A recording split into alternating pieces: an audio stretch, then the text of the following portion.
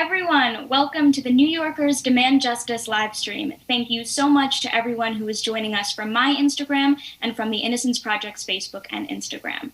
I am Cree, a proud New Yorker from Queens and your host for the evening. I'm really looking forward to a necessary discussion on what we have to do to help repair the criminal legal system in New York.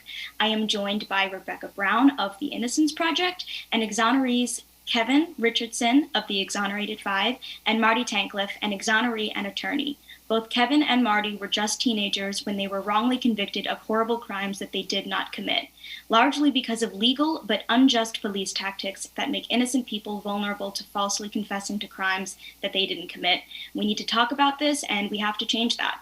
Tomorrow, the Innocence Project, elected officials, community partners, and members of the Exonerated Five, including Kevin Richardson, as well as Marty Tankleff, will be unveiling a new legislative package that would help to both reveal and prevent wrongful convictions at 110th Street. So if you can, please head out, join them there at 11 a.m. We'll make sure to put those details in the comments.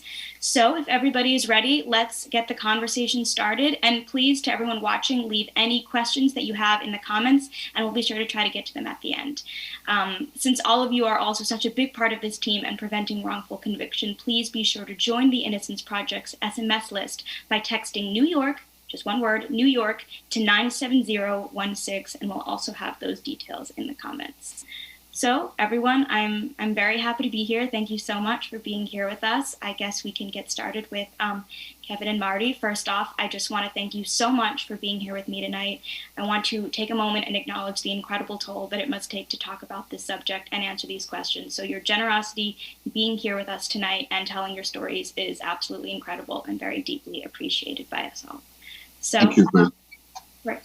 So whoever wants to get started, you were both a few years younger than I am now, actually, when you were wrongly convicted. And I can't even imagine what it was like to encounter the criminal legal system at such a young age. So if you'd like to tell us a little bit about your stories, how old were each of you? And can you tell us a little bit how you think being so young at the time factored into your wrongful convictions? Whoever wants to start. Yeah, Kevin, you can start. All right. For those who may not know who I am, my name is Kevin Richardson from the Exonerated Five. My case was in 1989. It was the infamous Central Park jogger case. I was the youngest of the five, actually, at 14 years old. Myself and Raymond Santana was a month apart, actually. He was 14 as well. But I remember in 1989, there was sort of a racial injustice going on all over the city, and we had different cases that was happening in the 80s, and it was a melting pot of racial divide in the city. And I remember being 14 years old, just being curious, just being young, and seeing things happen in my community, such as stop and frisk. I seen that as a kid before it was labeled stop and frisk. But these things I've seen, it never happened to me per se. So it became a norm. But when it actually happened to me and being in the newspapers, being labeled all kinds of animals, wolf pack, things of that nature, it was hard to grasp that. But being so young, my mother always told me that the truth would come out. And she always told me to, keep my head up high. I really didn't understand that at that age, but I knew that I had a purpose. And the purpose was to fight for others. Even though I was so young, I was molded to be in the position I am today. But sometimes we have to go through things. And myself and my brothers, we became the scapegoats to go through this unjust that's going on still today.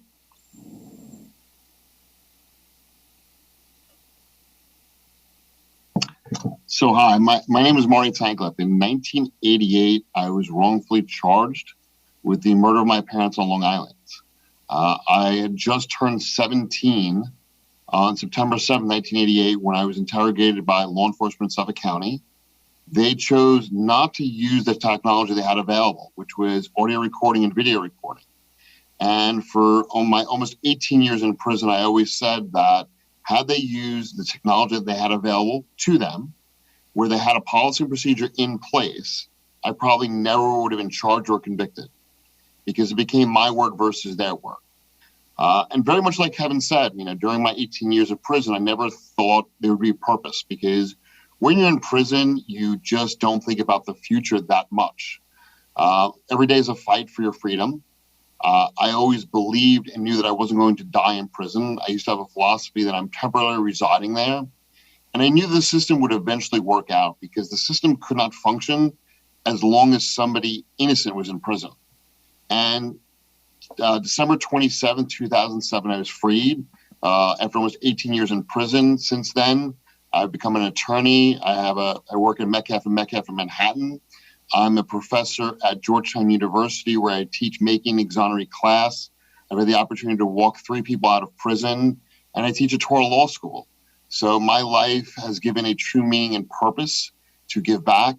I've worked with the Innocence Project for years, and to make a difference, like Kevin, myself, and so many others, we seek to make a change in the system to make sure that there are no more Kevins, there are no more Martys, because we cannot continue to function in such an inept system where we allow youthful men and women to be victimized by the criminal justice system. Absolutely. If you're comfortable, can you go into a little bit more detail about the specific methods that law enforcement used in the interrogation room with each of you? Well, for myself, it was this good cop, bad cop routine that at the age, I never been involved in the law. So I remember, and also if you've seen When They See Us, if you don't, I suggest you do. It's very powerful in depicting what happened, that they used us against each other. It's a thing that they call divide and conquer.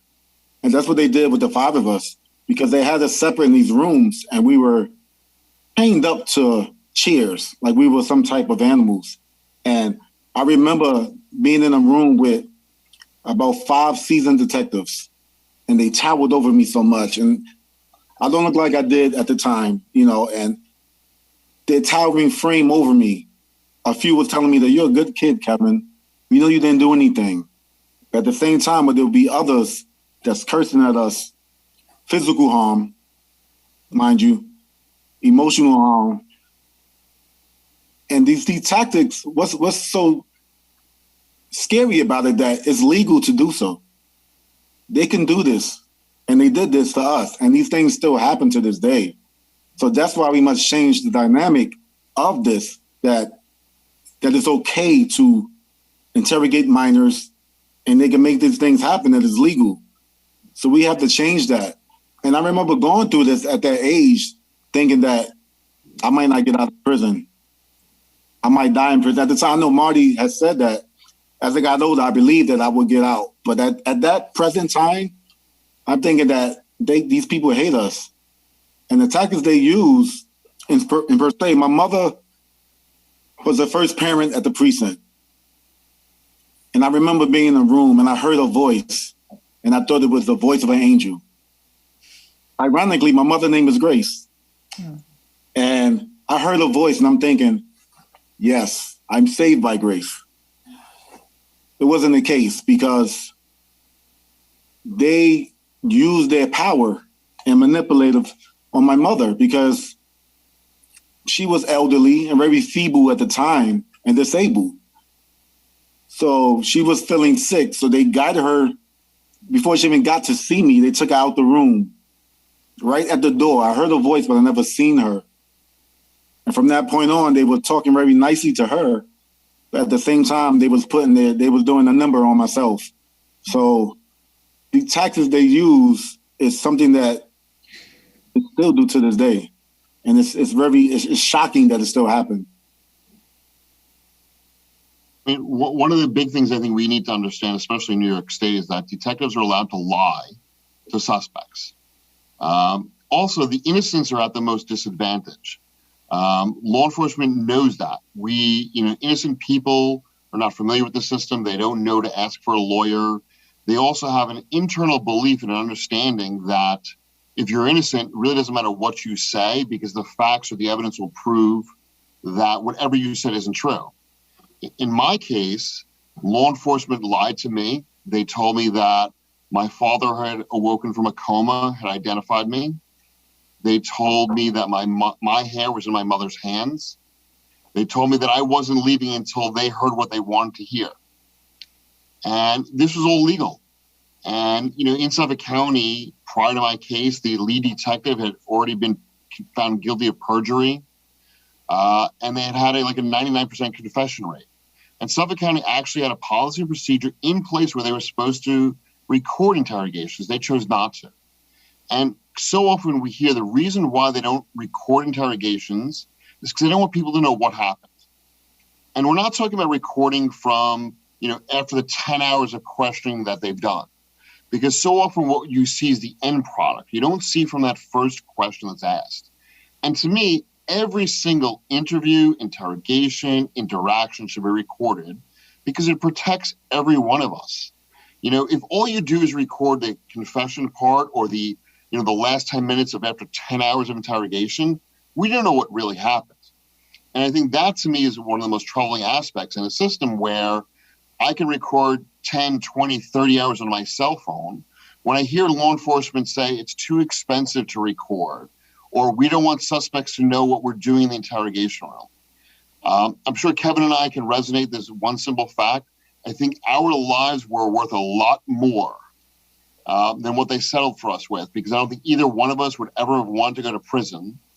And to hear that, suspects will know what we're doing in the interrogation room. If you're not doing anything wrong, what are you afraid of? And I think to me, it's the bottom line. If you're not afraid, you're not doing anything wrong, record it and let the public see what you're doing. Absolutely, 100%. And so false confessions were a big part of both of your stories. And I think sometimes it's hard for people to understand why innocent people falsely confess to crimes. But law enforcement, as you just said, lied to the both of you during your interrogation. So could you go into a little bit more detail about what that was like and how those lies and that pressure contributed to your wrongful convictions and to your false confessions? And you've already told the specific lies that they told you. But if you could explain a little bit more how false confessions really come about. I'm going to simplify for anybody who's listening. I want everyone to think back when they were kids.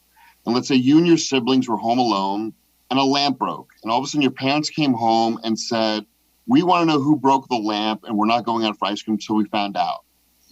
Generally speaking, when I do this in a large crowd, 50% of the people who were home who didn't break the lamp said, well, I broke the lamp because I just wanted to go out for ice cream. And I say, well, you just falsely confessed to doing something you didn't do. And that was for ice cream. I said, imagine being in an interrogation room for 5, 10, 15, 20 hours. And you're told you're not leaving that room till they get what they want. It's magnified by 1 million times. And I think people who say they would never confess to something they didn't do, when you simplify it back to that going out for ice cream over a broken lamp, and when people understand that, there's not a single person I've ever spoken to who said, well, I can't even imagine what it's like to be in an interrogation room, being lied to, isolated, physically abused, psychologically tortured, where I wouldn't say, listen, I jumped off the Brooklyn Bridge just to stop the questioning. Yeah, thinking back to that time, which is still fresh in my head, it doesn't go away. I remember being in those 4 walls, being questioned for over 3 days without parental guidance, without food, without shelter. And the main thing we wanted it to go away. We just wanted to go home. And we would have told them anything that they wanted to hear. And in that sense, they became sort of a coach to us. They was coaching us what to say. Because as you looked at our transcripts, it didn't make sense. Each one of our stories didn't match. It didn't make sense. And I think back to that time being in a cell, and we was in a room with no windows. But we knew that daytime went by and 24 hours went by. And I remember looking at each other, myself and all the brothers, and we just said, we just wanted this to be over. Not knowing that we were putting ourselves deeper into it because we were just trying to find a way out. And you really don't know until you're into that situation where you're trapped in those 4 walls and you're looking for a way out. Never in my wildest dreams that I thought that I would be there. Originally, we were supposed to appear in family court for a desk appearance. And for myself, it turned into 5 to 10 years. It turned to 13 counts, 13 felony charges. You know, I remember being in court, and as the first guilty went by, I felt like I fainted because they kept going on and on. So you really don't know until you put in that situation, and you would do anything or say anything to get out of it. And this is what they do. They're seasoned in this. This is what they do to manipulate and to divide and conquer you, to get you to say something. And once you say something, that's it. And I remember being read my Miranda rights. I was 14 years old. I didn't know what that meant. You know, sometimes I think about it with my brothers now, and I thought Miranda was a person. You know, and we have to remember, when they read you your rights, think about what they say. You have the right to remain silent. The next sentence, the next phrase is, anything you say will be held against you in a court of law. But when you're so young, these things go over your head because you're just thinking you want to get out of the situation. So it's definitely mind games that they play with you, and that's the way that they lure you in. I mean, I heard one time where a detective said, if we get a suspect in the box, and what they mean by the box is the interrogation room, they're not coming out till we get a confession. And that statement resonated with me. And I know, Kevin, we've each walked those walks and we've heard those statements before. And it really is a tragedy because, you know, the duty of law enforcement and prosecutors is to seek the truth and to seek justice. It is not to elicit false confessions, because when we elicit a false confession, what we're really doing is harming the community at large. Because when the innocent person is incarcerated, the guilty party remains free, continues to victimize our community. And really what's happening is that at the hands of law enforcement, our communities become worse off. 100%. And as you both said, you were both so young at the time. So as young people at the time, do you feel like those tactics that you're describing are especially harmful when used against young people? To me, there's no doubt about it. I mean, law enforcement takes advantage of it. And, you know, there are very simple protections we could put in place. We could have an attorney appointed. We could guarantee that there's a guardian ad litem, somebody who's, let's say, not related to you, but protects your interest. You could also ensure that every single question is recorded. There are very simple procedures that could take place. As we know through empirical studies, the youthful suspects are the most vulnerable, as are the innocent. I heard a case a few years ago where a bald man was accused of rape murder, and he was told during the interrogation, your hair is at the crime scene. And the innocent mind was thinking, well, I can confess to whatever because I know I'm bald. I know my hair's not there. And he did. And he was eventually charged with rape murder. But I mean, he was eventually exonerated. But the point is this: law enforcement takes advantage of youthful suspects because our minds aren't developed. Our awareness of the system aren't acute. I mean, as Kevin was talking about, the Miranda rights. I mean, you can ask some people who are 20 or 30 if they really understand what Miranda rights are, and they don't. And I think if we're going to read Miranda rights to young people, especially children, I hate to say it this way, but it could be dumbed down, more simplified, so you really understand it. But if there was a lawyer present, if there was somebody who was truly interested in justice, we wouldn't have to worry about things like that. Yeah, then the key word is vulnerable, vulnerability. And like you said, Marty, there are adults that are vulnerable to this. So when they play to kids, and quite honestly, it's disgraceful that this happens to kids. And that's why I'm so much of an advocate, not just for the innocent period, but for children, because being in that position where you could be taken advantage is just not, it's not right. So we have to do better. And that's why when you see us up here speaking about this is our passion. We actually are personally involved in this, and we have ourselves and have loved ones that went through this, and we have people that's still going through this. So this is a fight that unfortunately still continues. And we always say, hashtag, the struggle continues, because people might see us and see the five of us and think because we received a lawsuit that everything's okay. We have the indelible scars, and I'm sure Marty does as well, but we have to carry on. We have to, channel that and make positive changes for others, and keep moving forward. Like, it's tough though. That's why I am human. I am vulnerable as well for what happened, but I have to be strong for others. And that's why we're so passionate to keep the fight and keep fighting for others, because we must change this. We have to see better. We have to do better for others. And that's why I hold myself up to a high pedestal to do that. At a certain time, I didn't understand why I went through this. But my mother always told me that you was put in a position to do something. And I had to figure that out on my own, that sometimes you become the scapegoats for others. And not to become biblical, but we had go through sacrifices for others. And at this point, I want to reap the benefits of it, not from money, not for things of that nature, but seeing others being released from prison. I think lying to suspects is one of the worst things. And Rebecca and myself had the opportunity to work with legislators in Illinois and Oregon, where we recently passed legislation about lying to youthful suspects. And I remember talking to the politicians in both states. Their immediate response was, well, wait a minute, why are we allowed to lie to anybody during interrogation? I know we're focusing on youthful suspects, but we shouldn't be able to lie to a single person during a police interrogation. And one example was, well, wait a minute, if I lie to the IRS during an investigation for my taxes, I'm charged with a crime. So why is it okay for law enforcement to lie to somebody during an interrogation, no matter their age? And I think while we're focusing on youthful suspects, I think what's going to resonate from this is that we shouldn't be able to lie to anybody during an interrogation, because we don't know what struggles they've been through. We don't know their intellect. We don't know what their mental capacity is to understand what's happening to them.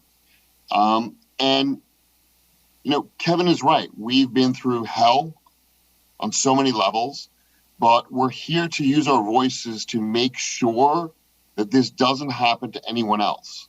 And if we can make significant policy changes, not only in New York, I think around America, our struggles will have a lasting and resonating effect with people, and they'll understand that there is a true purpose for the suffering that we went through.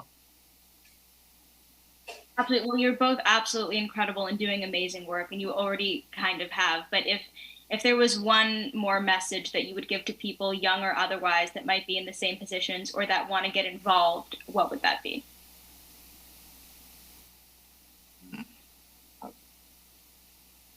Well, it's so many things. It's so many things I could think of, but there's one thing that strikes me when I tell people often ask me this, and I say, you don't have to be an activist to be active.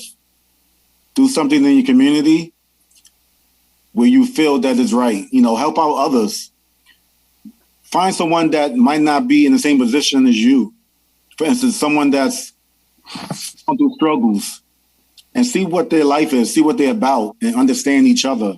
And I think when we come together, because sometimes it takes a village, if we could come together and unite. And I know it might sound cliche, especially in this society that we're dealing with, but we have to come together to make a change. So I often tell people, when I see everybody in the street, people often stop me all the time, and they ask me, how did you get through this? And I told them I just did. I just felt that strength from within, So I tell everybody just to keep your head up and keep fighting the fight, because unfortunately, it's not over. Unfortunately, we still have to fight. And it's sad that we have to fight for what's rightfully ours. So I would tell others that's listening right now, if I went through this and my brothers, Marty, and a slew of other people that's being released from prison, we could get through this, you can too. And whatever you're going through, speak about it. Get it off your chest. Let it be known. Because if you hold those things in and keep it bottled in, things can happen, So it took me a while to be boisterous, to speak out, to have a platform, because I was a very shy person at one time. But then I found the light. Ironically, I found the light, So if you put in a position to speak, do it. And you will see people that will follow you. And one thing that's so important to me and resonates with me, that I can inspire individuals from what I've been through. And I've seen how I'm changing the world how I'm changing other people's perspective as well. That's the most beautiful thing of it. So I can't say one thing, so I'm going to kind of do a few short things. One, ask for a lawyer. Quite often when you ask for a lawyer, law enforcement says, well, if you want a lawyer, you're guilty. No, you want a lawyer because you want your rights protected. And that's what lawyers do. Two, get involved. Do something that can make a difference. For me, one of the ways I've been able to make a difference is that I teach this class at Georgetown called Making Exonerees with my childhood friend, Mark Howard. I've been able to walk, 3 innocent people out of prison, but I've been able to inspire a number of my students, 2 of them who work at the Innocence Project, who want to pay forward. And one of the last things is replicate Rebecca Brown's DNA, because we need more Rebecca Browns in this world to make policy changes across America. Rebecca has been instrumental in so many policy changes, and her team is just amazing. And if not for Rebecca and her team, we probably would not see as many positive legislative changes across America. So, and donate to the Innocence Project so they can make another Rebecca Brown. Absolutely. Yeah, Rebecca, she won't say that about herself, but it is very true. And she knows how highly we think of her and everyone that's involved in this. Because like I said, it takes a village. Absolutely. Thanks both so much. And speaking of Rebecca Browns, we have one here tonight. Rebecca, let's move to some questions with you, if that's all right. Could you go into a little bit more detail about the interrogation tactics that Kevin and Marty just described? What exactly are deceptive interrogation tactics? How are they used? Why are they used? Where did they come from? It's a great question. So first, let me just acknowledge Kevin and Marty. That meant so much to me. And I just want you to know that, these laws pass because we work side by side. And frankly, I would not be effective if you were not by my side. So I just am the gratitude is huge from me, from the team. We love you. We're so grateful and love working with you. And so turning to the false confession phenomenon, we have here in New York State, 43 known false confessions, exonerations based on false confessions. I do want to note something that Kevin said earlier around racial justice. I really see this as a racial justice bill. 80% of those 43 people are people of color. And we actually, Marty was talking before about a bill in Illinois that we were working on where there are 101 known false confession cases. 91 of those were people of color. So I just think, as we talk about some of these reforms tonight, to remember too that a lot of these are racial justice reforms, in addition to being innocence reforms. And I think back to your question, right, about sort of what are the various tactics that are used. Obviously Kevin talked about physical violence. That is against the law, right? We all know that now. Of course, it was used anyway, but that is against the law. But what happened in the U.S. was once that was outlawed, it basically got replaced with interrogation methods like the deception you heard about tonight, sort of these psychological methods that really torture people, innocent people in particular, in an interrogation room, right? And so sort of lying about the presence of evidence that does not exist, right? This is a guilt presumptive method, right? It's not going into the room and presuming, this person might be innocent, right? It's going into the room to get a confession. And so I think we have to really examine what those methods are in the first place. And the fact that police can legally use deception in 48 states in this country, right? In Illinois and Oregon, we were successful in banning deception, but again, only for people under the age of 18. And you heard from Marty, right? And from Kevin, right? People are vulnerable, can be vulnerable at any age. This is certainly something we have to address, right? Deception should never be used. And there are 2 forms of deception that police use. One is lying about the presence of evidence that does not exist, right? Saying things like your co-defendant said that that you did it, right? When that never happened, right? Using people against each other, which Kevin just talked about, or lying to Marty, right? About the presence of physical evidence that did not exist. So that's called the false evidence ploy. That's one form of deception. Another one is implying leniency, right? You heard Kevin say, I thought I was just going to go to family court. right? And oftentimes law enforcement will do that, right? They will imply, particularly to a young person, right? You'll be treated better. You'll be treated in family court, not in adult court. And therefore, the punishment won't be as harsh. So those are two different ways that law enforcement can deceive. Both of them are, incredibly dangerous tools to be used against the innocent. So there's certainly those issues, you asked about the methods. Deception is one. Having very, very long interrogations, right, is another method, just wearing people down.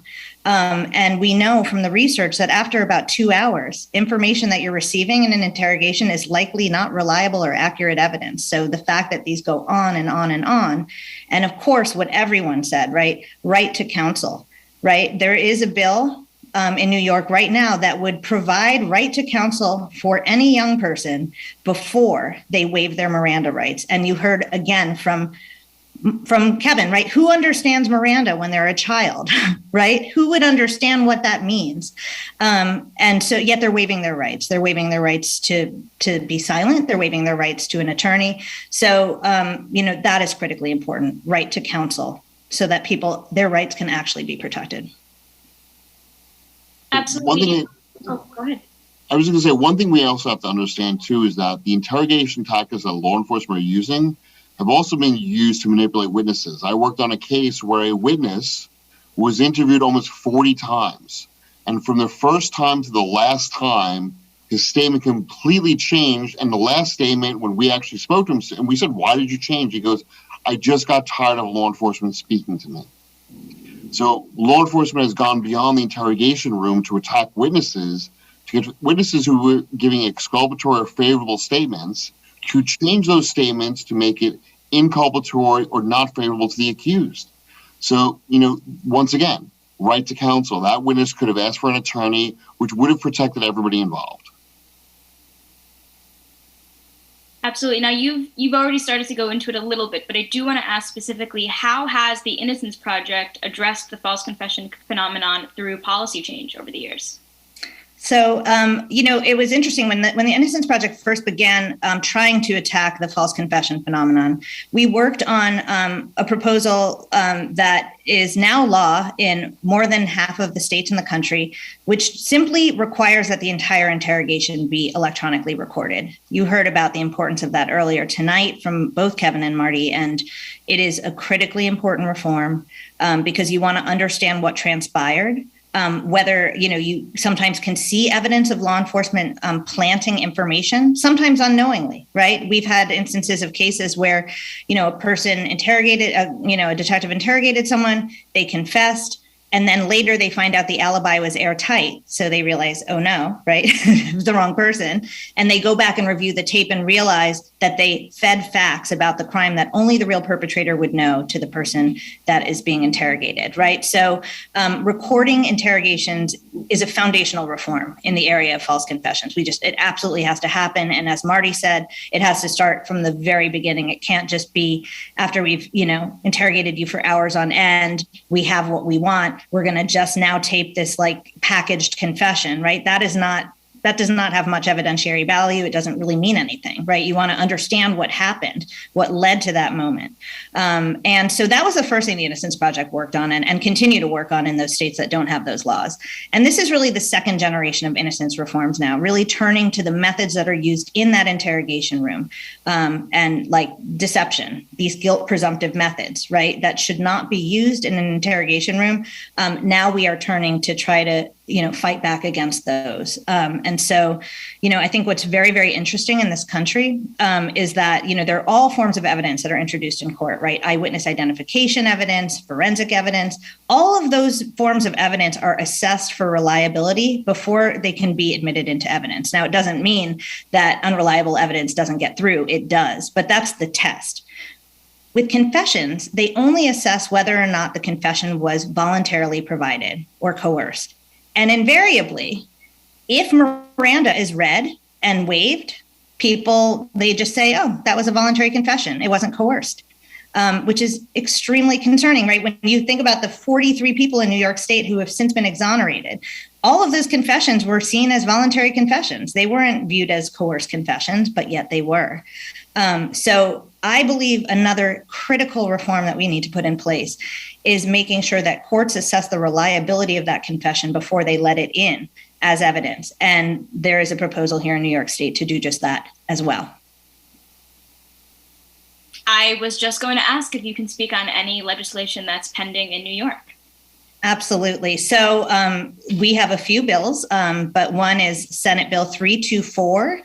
Assembly Bill 6570. This is a bill that would do a number of things. It would first ban deception, not just for young people, for adults, for anyone being interrogated, because as you heard, yes, of course, young people are especially vulnerable. So are people with mental limitations. And sometimes, this is really important, perfectly mentally capable adults provide confessions, right? They've just been beaten down and they provide confessions even though they are entirely innocent. So this bill would ban deception regardless of age.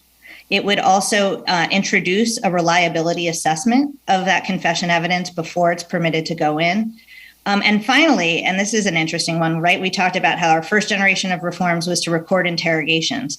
Well, when we passed that law, it was a negotiation, and there were several exceptions that were included in that law, exceptions to recording, right? Like if somebody blurted something out during, booking, or if it happened in a, jurisdiction that wasn't New York, or if there was an equipment malfunction, right? So what we want to better understand is how often the police are using those exceptions and whether or not we're seeing patterns in the use of those exceptions so that we can go back and fix that law if need be. So the bill would also collect data around the various times exceptions are invoked by law enforcement. So that's one piece of legislation. And then the second, which is the thing we've been talking a lot about tonight, is a bill that's been promoted by our friends at the Legal Aid Society. This is a bill, Senate Bill 2800B. Assembly Bill 5891B. This is a proposal that would provide right to counsel to young people. And this is before they waive their Miranda rights. They have to talk to a lawyer. And so that's another piece of legislation that we are very, very hopeful will pass this year and help to attack the false confession phenomenon. Are there similar legislative efforts going on in other states that you can talk about? It's a great question. In fact, when we passed these laws in both Illinois and Oregon this past legislative session, and again, these were just for people 18 and under or under 18, we received calls from around the country. We've been in conversations with lawmakers in multiple states. We are in those discussions right now. And part of why we were excited to talk to everyone tonight is that when people sign up to take action at the Innocence Project's website, that's texting New York to 97016. When people do that, they will get information about proposals in their specific states, and they'll also get information about ways that they can get involved. Perfect. And just a quick reminder to everyone that we will have a Q&A. So if you have any questions, please send those in and write them in the comments, and we'll do our best to get to them. I have a few more questions for you, Rebecca. We're talking a lot about young people tonight in particular. So why do you think, in your personal opinion, that it's so important that young people specifically be educated on these topics and get involved?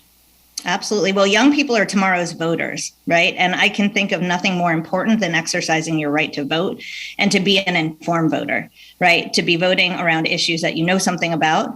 And getting exposure to the criminal legal system, I think, is a very, very smart way for young people to learn about all sorts of social justice issues in this country, about racial justice, and to get involved, right? To just learn more about our system. So I think, again, some of these, when I talk about voting, right, and the importance of voting, this isn't just around the state lawmakers that are going to make decisions about the bills we talked about tonight, but they also can participate in elections of district attorneys, which is probably the single most important election that people can participate in that are concerned with criminal legal reform because of the just incredible power and discretion that prosecutors hold. So I think there are so many reasons for young people to get involved. And, I genuinely believe that, young people really are the people that can galvanize change. And we've seen it in this country, right? We saw, following the murder of George Floyd, how many young people stood up and got us activated and got this country moving. So I just think, this is,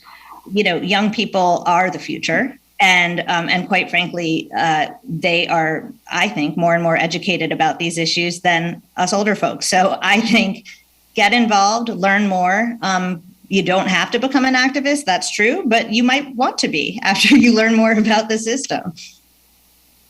Absolutely. And can you tell us about any events coming up in New York that people can participate in? I think there might be one very soon. Oh, I sure can. So, and you mentioned it a little in the intro, but tomorrow morning at 11 a.m., I will be, in fact, these two gentlemen with us tonight will be at a press conference, and it will be actually at the mouth of Central Park, right? To and in many ways to really honor the Exonerated Five. It will be 19 years of freedom. And our hope as we stand there tomorrow, and this will be a press conference with elected officials and other exonerated people, our hope, right, is to say that next year, at the 20-year anniversary of their freedom, we will have seen these reforms through. And so it will be on Central Park North, which is also 110th Street, between Malcolm X Boulevard and Fifth Avenue. We will be there at 11 a.m., and we invite all New Yorkers watching to join us tomorrow. You will hear again from Kevin, you will hear from Marty, you will hear from other members of the Exonerated Five, you'll hear from elected officials, other exonerated folks like Derek Hamilton, Roger Headley. So it's just going to be a phenomenal night. Day. And we are really excited to just get a lot of support for these proposals, right? We're going to have elected officials there. They need to see how many New Yorkers care about this. Absolutely. Well, if everyone is comfortable, I think we'll move into a Q&A. I think we have some questions from the viewers. So let's give those a read. So Paca Painting Studio asks, any legislation in the works to hold those cops that put away innocent people accountable? Well, that's a great question. I think, there have been efforts that we've been involved in around the country on a lot of issues relating to police transparency and accountability. One of the first efforts we were involved in here in New York State, right, was to make sure that police disciplinary records are publicly available. And this was a law that passed just in the wake of George Floyd's murder. It was called the repeal of 50A, which was the law that actually kept that stuff under wraps, totally confidential. And one thing I will say is once that information became publicly available, we started to look at the detectives that had been involved in wrongful conviction cases to see, what are their disciplinary histories? And I can tell you they were extensive. And certainly, I recall looking up the detectives connected to the case of the Exonerated Five, massive records of police misconduct before that wrongful conviction. So foundational to police accountability is making sure we have access to that information. We've been doing that around the country at the Innocence Project. We passed laws from Maryland to Connecticut last year just on this very issue. And then second, once that information is publicly available, having true accountability, right? And that shouldn't be a black box process that, is the oversight is only done by the police, right? There should be processes that are independent and that are in a position to really identify those officers. So that's one. And then eliminating qualified immunity. That's actually a legal doctrine that basically stands in the way of wrongfully convicted people and other victims of police violence from seeking financial justice. But it's not just about financial justice. We believe the elimination of qualified immunity will also lead to culture change in police agencies because they will be facing huge civil settlements otherwise. So there are many, many things we should be doing in the police accountability space. I've named just some, but those are certainly some of the efforts the Innocence Project is involved in. I think one of the other things we have to demand too is prosecutorial accountability, because just in the Daily News, I think it was a day or two ago, where they talked about that 3 innocent men from Queens had settled for almost $17 million. And in the article, it talked about how prosecutors that when they realized that they'd gotten caught, tried to cover up after the fact. So in addition to law enforcement accountability, I think we also have to demand prosecutorial accountability, because without that, the system will just plunder. What we end up happening is that the qualified immunity protects those who are protecting the dirty cops. If you look at Detective Louis Scarcella, there's no way that prosecutors in that office could not have known that Louis Scarcella had so much wrongdoing there for so many years. And I think the working relationship that prosecutors and law enforcement have contributes to this problem. Absolutely. We're getting quite a bit here. SV Williams 03 says, I'm in school to be paralegal. What can I do to help in my area? I'm in North Carolina. Have any suggestions? Sure. There is a network of innocence organizations around the country. And we don't, by the way, do this policy work alone. We do it in a network with policy folks and other people and exonerees from around the country. So if people want to go to innocencenetwork.org, they can see which organizations are in their state. There are a couple in North Carolina. And I would just recommend reaching out to the project closer to you. They're excellent projects, and see what volunteer opportunities exist there. Lily, while we're on the topic of accountability, if you don't mind hanging on for one more question, Ramos asks, are there any bills to hold DAs accountable for suppressing evidence? Well, that's a great question. The Innocence Project was very involved in passing a bill a few years ago that created an independent commission on prosecutor conduct. So it would be an independent commission taking a look at, prosecutorial behavior, including the suppression of evidence, which of course is a huge contributor to wrongful conviction. That bill passed. It was challenged by the District Attorneys Association of New York. It was, kind of stuck in this legal challenge for quite some time. Modifications were made to the law to address some of those legal issues. And ultimately, the commission can now move forward, and appointments are for the first time about to be made to that commission. And it is our hope that not only are those appointments made expeditiously, but that the commission is well funded so that it can do its work as best as it can. All right, this came through on Facebook, I believe. Rebecca, are these bills limited to just state, or are they federal as well? Great question.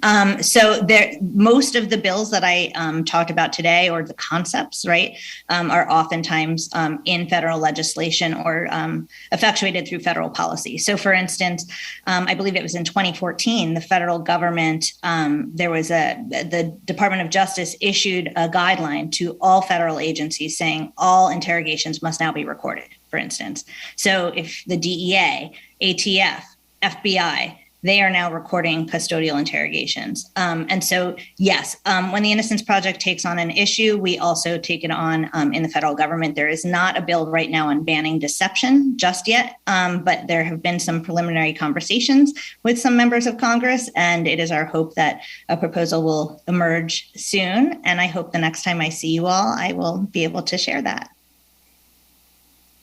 Marty, and I think you have some advice for undergraduates. Well, I think for people who are trying to understand what youthful people like Cree and a lot of your followers can do, is that the class I teach at Georgetown are undergraduate students, juniors, seniors primarily, who are taking a class that helps exonerate people. And I remember when we first started teaching the class, people would say, what can undergraduate students do?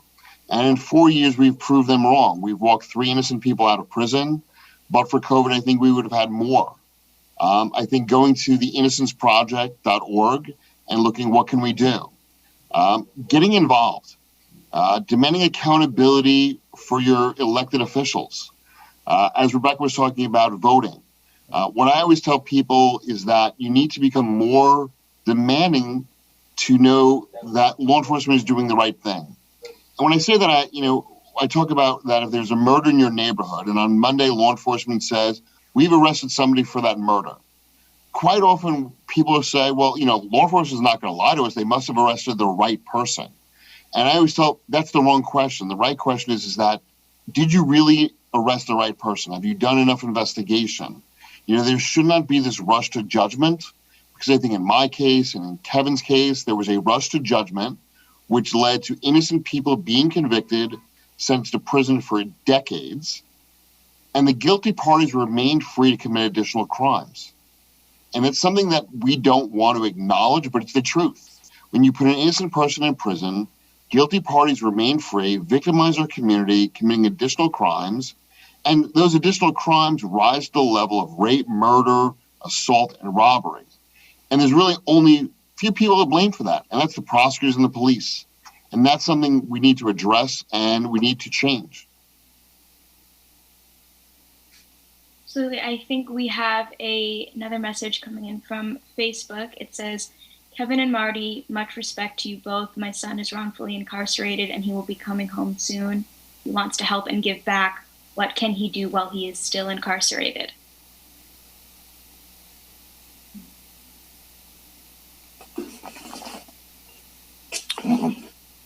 Well, first of all, just get out of there. Once he get home, get involved. I know when I was in prison, incarcerated, I was in the law library a lot. I was there finding about tactics and laws and things of that nature because you have idle time, but use that idle time until you get out of prison. So, sharpen up your skills in the law library, and then when you come out, look for the Innocence Project or look for any place that you could feel free to help out. And we're always looking for people that's passionate about helping out others, especially if you come from that same environment. So first of all, the best of luck to him and just get home safe. I would echo what Kevin said. I would also add that get involved in other projects like the Frederick Douglass Project for Justice, which is a not-for-profit organization that helps the public to understand the humanity of prisoners. Because no matter if you're innocent or guilty, we're all human. We deserve to be treated with respect and dignity. And many of us who went to prison weren't guilty, and we were abused as individuals. And our system and society especially didn't understand that we're human beings, and a system failed us. And to really make us get better as a whole, as an entity, understanding the humanity of prisoners will really change people's perspectives. And I think if you can really grasp that when you get released eventually, you become a better person on so many levels. 100%. Thank you so much. I think that's all the questions that we have time for. Those were great questions. Thank you so much to everyone who wrote in. Thank you so much, Rebecca of the Innocence Project, Marty and Kevin, for helping us learn more about wrongful convictions and a pathway to help remedy them in New York.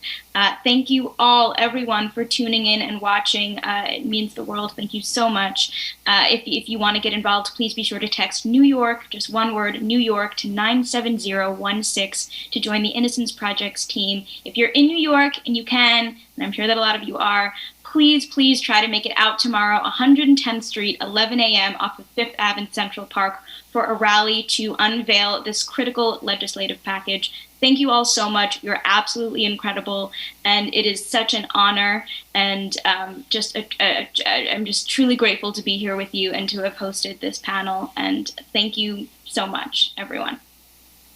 And thank you. We're grateful to you, Cree, for moderating. It's wonderful. Thank you. Yes, thank you for the platform. Yes. For Cree and anyone, Cree's listeners, and anyone else listening or watching, get involved. Do something. If we don't do something, we can never say or complain about the system.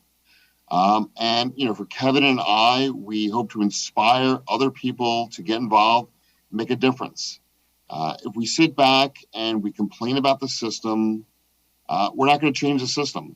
And the only way to change the system is getting out there, showing up the events like tomorrow at 110th Street, coming to the Innocence Project galas, donating, getting involved. Do something. If you're passionate social media, help spread the word on social media. And thank you, Cree, for hosting this event and moderating. And thank you, the Innocence Project, for continuing to fight for innocent people like Kevin, myself, and so many others. Because if the Innocence Project didn't fight for us, I don't think the public would fully grasp how many innocent men and women are out there and still are not exonerated. Thank you.